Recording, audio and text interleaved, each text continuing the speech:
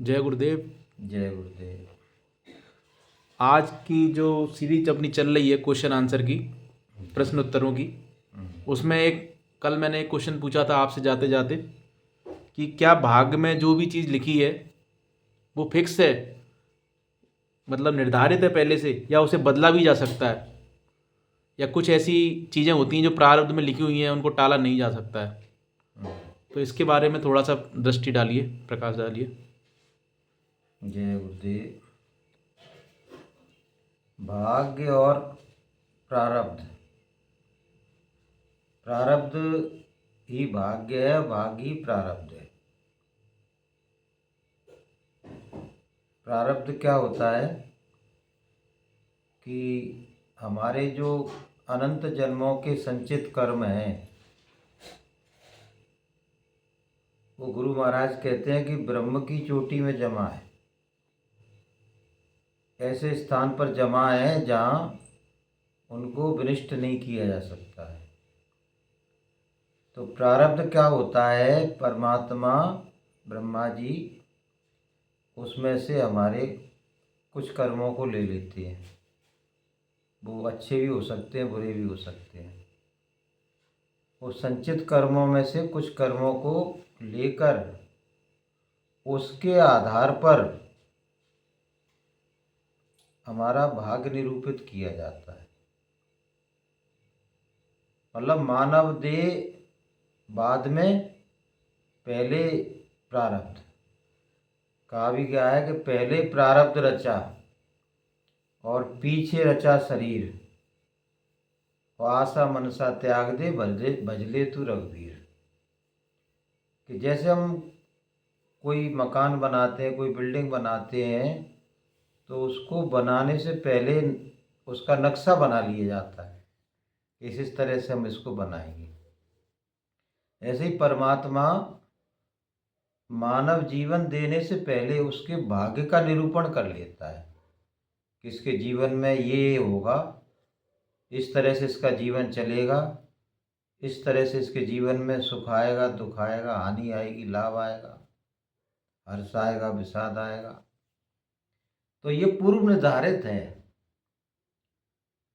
तो ऐसा भी होता है कि मतलब जैसे अपन कोई चीज़ अपने भाग्य में नहीं है, उसे गुरु की कृपा से, अपनी बहुत असीम मेहनत से लोग, आदमी उसको बदल सकते हैं, इंसान बदल सकता है उस चीज़ को।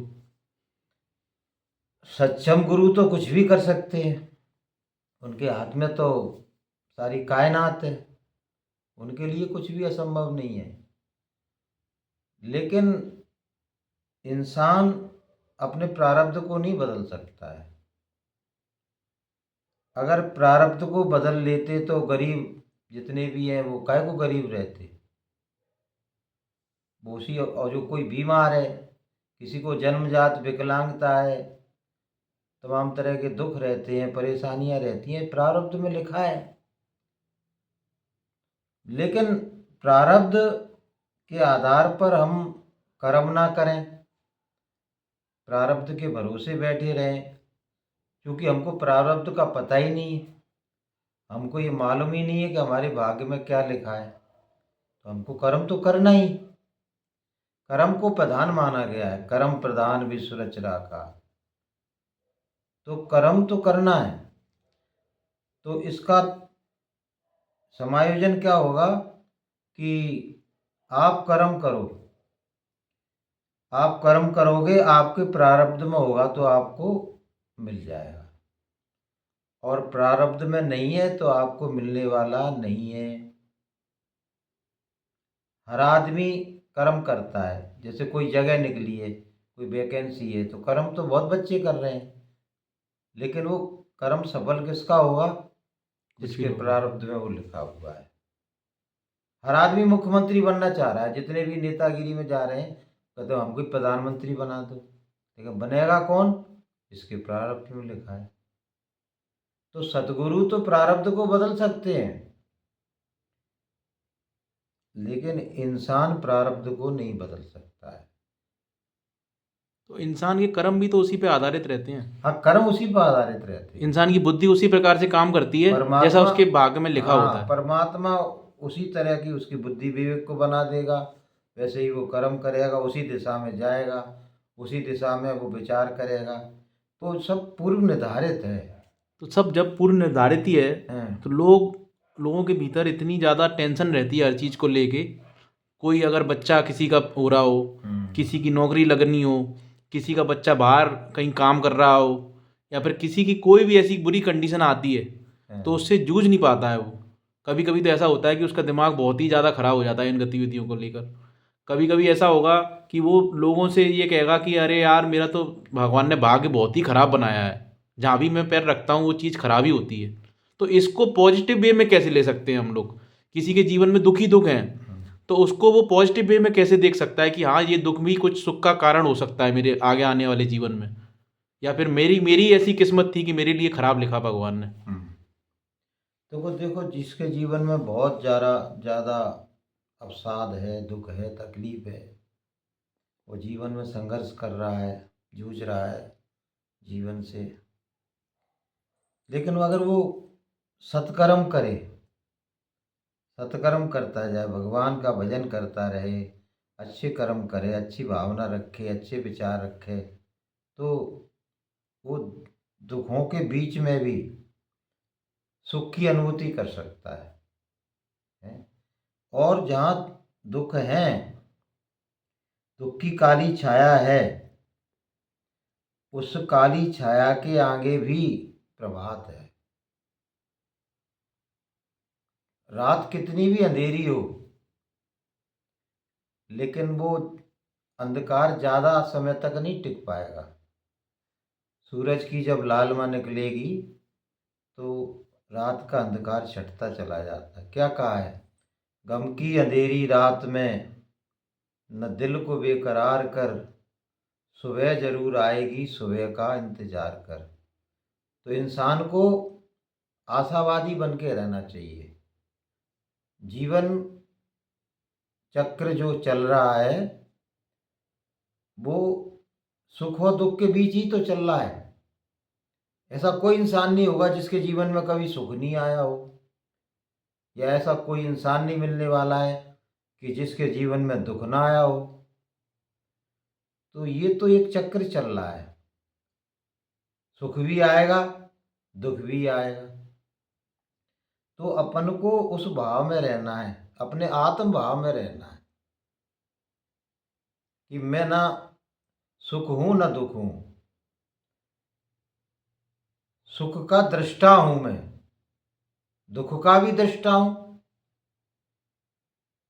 मैं तो आत्मा हूं, मैं इसको अनुभूति कर रहा हूं, देख रहा हूं। तो आप उससे दूर हो गए, दूर हो जाओगे तो ना आपको हर्ष परेशान करेगा, ना विषाद परेशान करेगा, आएंगे चले जाएंगे। संतों ने कहा है, सुख भी मुझे प्यारे हैं, दुख भी मुझे प्यारे हैं। तो ये क्यों प्यारे हैं? क्योंकि प्रभु तुम्हारे हैं, कि आपने दिए इसलिए प्यारे हैं। तो ये भी कहा है कि तेरे फूलों से भी प्यार, तेरे कांटों से भी प्यार, प्रभु तू जो कुछ दे मुझे सब है स्वीकार। अभी दुख देने वाला भी तो परमात्मा है और सुख देने वाला भी परमात्मा है। तो परमात्मा जो दे रहा है वो हमारे लिए कहीं ना कहीं वो मुफीद होने वाला, अच्छा होने वाला है। दुख अच्छा कैसे होता है कि हमने पिछले जीवन में कभी हमने कुछ गलत किया, अब वो गलत का दुष्परिणाम दुख रूप में आया है। तो जो बंधन बन गया दुख का, गलत कर्म का बंधन बन गया, तो वो बंधन छूट रहा है, दुख भोगने से वो बंधन हट रहा है, वो कर्म मेरे से हट रहा है। वो हट रहा है? और अगर सुख आया है जीवन में तो क्या हो रहा है कि मैंने कभी कुछ सत्कर्म, अच्छा कर्म किया था, उसका प्रतिफल मुझे सुख रूप में मिला है, तो वो मेरा विनिष्ट हो रहा है। सत्कर्म मेरा किया हुआ सुख के प्रतिफल के रूप में वो धीरे धीरे खत्म हो रहा है।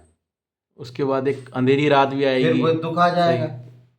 तो ये दोनों बातें तो ये दोनों सब चीजें साथ में चलती हैं, ये सुख के चलती साथ दुख रहती और है। दुख के साथ सुख। मानव जीवन जब तक रहेगा तो सुख भी आएंगे दुख भी आएंगे। सबसे ज्यादा विचलित आदमी होता है अपने दुख से, इतना विचलित नहीं होता जितना दूसरे के सुख से होता है।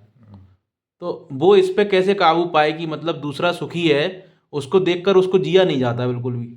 ऐसा सोचता है कि ये इतना ज़्यादा, ये हमारे संग के हैं, हमारे साथ के हैं, और इनके ऊपर भगवान की असीम दया है। और हमने ऐसा कौन सा बुरा कर्म कर दिया कि हम पे बिल्कुल भगवान देख ही नहीं रहा हमारी तरफ। इसके लिए तो अपने अंदर अच्छे विचार पैदा करो। हमने जो कुछ किया है वो हमको मिल रहा है, किसी और ने जो कुछ किया उसको मिल रहा है। आप ईर्ष्या करो द्वेष करो, उससे क्या होने वाला है? जो हमने बोया था वो हम काट रहे हैं, जो उसने बोया था तो वो काट रहा था। तो उसमें कहा गया है ना कि करना था सो ना किया, अब करता क्या होए। और बोया पेड़ बबूल का, तो आम कहाँ से हुए। भाई ये उसने आम का पेड़ लगाया था, उसने अच्छे कर्म किए थे, उसको आम खाने को मिल रहे बस थे। उसे दिख नहीं रहा क्योंकि उसने पूरे बस पूर्व जन्म में किए थे, जो पहले किए थे। पहले किए थे। जैसे किसान होता है ना, पिछली साल उसने जो बोया था वो अब खा रहा है, उसके उसका अनाज उसके घर में आ गया है। हैं? तो अब जो कर रहा है वो आगे मिलेगा। तो भाई हमने बुरा किया, उसका हमको दुख रूप में उसका प्रतिफल मिला, तो हम उससे शिक्षा लेना कि हम ऐसा कोई बुरा काम अब ना करें जिससे आने वाले जीवनों में हमको फिर से कष्ट प्राप्त हो। ये बात है। तो इस तरह से अपने मन को समझाया जा सकता है और सही राह को प्राप्त किया जा सकता है। बहुत ही अच्छा लगा। ये हम्म। सवाल बहुत लोगों के मन में आते हैं कि हम्म। ऐसा क्यों हो रहा है, ये दुख क्यों है, ये सुख है तो ये कब तक है, कहीं सुख छिन तो नहीं जाएगा हमसे। सुख तो छिनेगा, जब दुख चला जाएगा तो सुख भी चला जाएगा। सही बात है। अगर आपको हमेशा के लिए सुख दुख की अवस्था से परे होना है तो आत्मानुभूति को प्राप्त करना पड़ेगा, आत्मानंद को प्राप्त करना पड़ेगा। आत्मानंद प्राप्त होने के बाद कभी विनष्ट नहीं होता है। और दैहिक सुख ये तो आते रहेंगे और जाते रहेंगे, और एक दिन जो सुख की दात्री ये देह है यही खत्म हो जाएगी। यही विनष्ट हो जाएगी, तो फिर सुख कहाँ रहेंगे? हैं? तो अपन को उधर से इधर रुझान लेना है भाई, अपनी आत्मा के आनंद को, परमात्मा के आनंद को प्राप्त करना है। तब हमेशा के लिए हम आनंद की अवस्था को प्राप्त कर सकते हैं। नहीं तो आपको दुख भोगने के लिए भी तैयार रहना है और सुख के लिए भी आपको तैयार रहना है। दोनों अवस्था में संसार में आपको रहना है तो आपको सुख और दुख के बीच में ही जीवन को जीना पड़ेगा। जहाँ एक फूल होता है वहाँ सैकड़ों कांटे भी होते हैं। सही बात है। अब कोई मान लो बहुत मेहनत करके कोई मतलब बड़ा अधिकारी बन गया है, तो उसको उस पद को प्राप्त करने के लिए उसने पहले कितना संघर्ष किया है, ऐसे ही मिल गया है? तो दुख के बाद ही तो सुख आया। तो संसार में अगर आप रहोगे तो सुख और दुख के बीच में ही जीवन चलता रहेगा, और संसार से परे अपने सच्चे आनंद के धाम में एक बार मेहनत करके साधना करके आप वहाँ पहुँच गए, जिसको मुकाम हक सचखंड कहते हैं, सतलोक कहते हैं, तो वहाँ दुख परेशानी संघर्ष व्याधियाँ कष्ट तकलीफें ये लेश मात्र को भी नहीं है, लेश मात्र भी नहीं है। दुख वहाँ झांकने को भी नहीं जाता है, वहाँ सब खत्म हो जाएगा। वहाँ सब खत्म हो जाएगा। सही।